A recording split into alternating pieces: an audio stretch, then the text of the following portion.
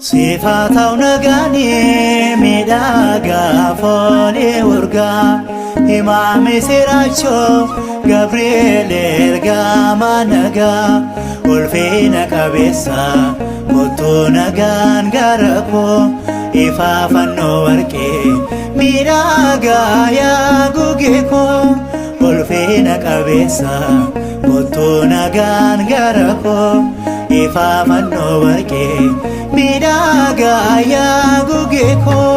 Sifatau nagani midaga foli urga Imami siracho Gabriel ergama naga Ulfina kabisa Mutu nagan garapo Ifa fanno warke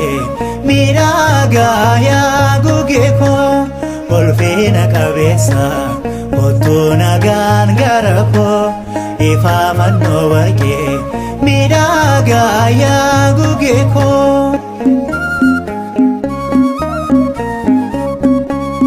Gine kofumma kon namarsuf si ome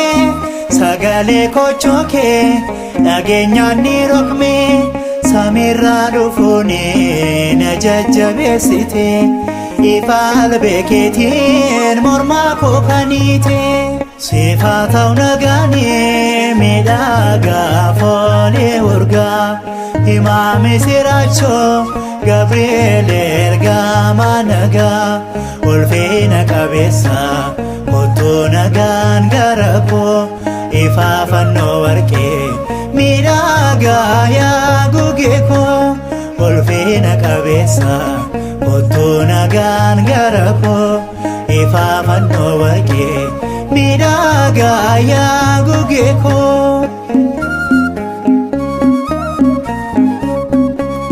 Magala ergamota ramarra qubata Fula waqa dura galataaf dhaabbata Hamotin baatani mifa fula keeti Lallaba misracho fulfina waqati Sifatau nagani midaga foli urga Imami siracho Gabriel ergama naga Ulfina kabisa Mutu nagan garapo Ifa fanno warke midaga ya gugeko Ulfina kabisa Mutu nagan garapo Ifa fanno warke midaga ya gugeko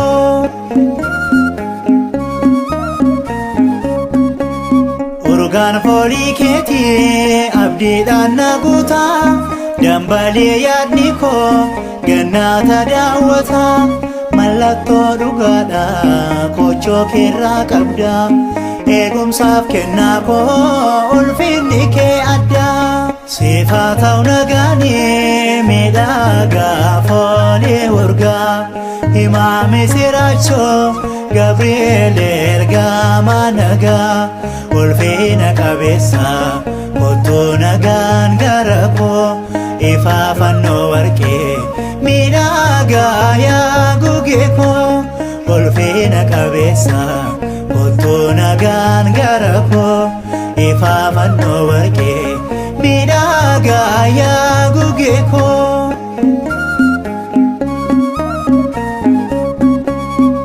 Ifa jejama abiddi bobani Gabriel amera alben ke tuqnani Kanaafan si wama marras dafi kottu Leeyya seexanni abdii isaa kutatu Sifatau nagani midaga foli urga Imami siracho Gabriel ergama naga Ulfina kabisa Mutu nagan garapo Ifa fanno warke midaga ya gugeko Ulfina kabisa Mutu nagan garapo Siifaa fannoo warqee miidhagaa yaa gugee koo. Gochaa keef arjummaa keef galanniif ulfinni guddaan ol teessoo kee Aariyaamee irratti siif haa ta'u hanga baraa baraatti. Ameen.